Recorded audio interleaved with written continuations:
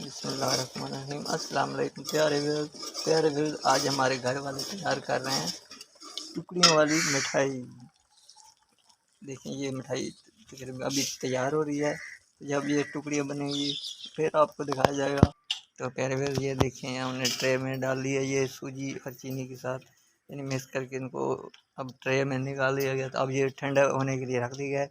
जब ये ठंडा होगा तो फिर इसकी टुकड़ियाँ बनाई जाएंगी। तो फिर हम जब टुकड़ियाँ बनाई जाएंगी तो फिर मैं आपको दिखाऊंगा। तो ये देखें, बहुत मज़ेदार बनती है ये मिठाई।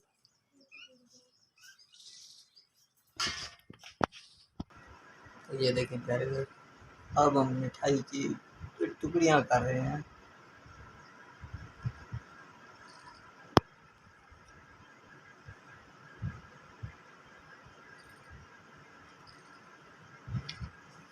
जब ठंडी हो जाएगी तो और मज़ेदार बनेगी।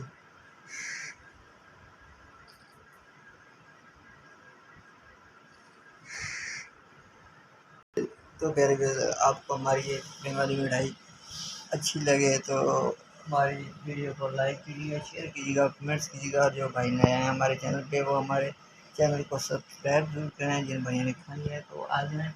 तो मिलते हैं हम आपको नेक्स्ट वीडियो के साथ। तब तक के लिए इजाज़त दें। अस्सलामु अलैकुम।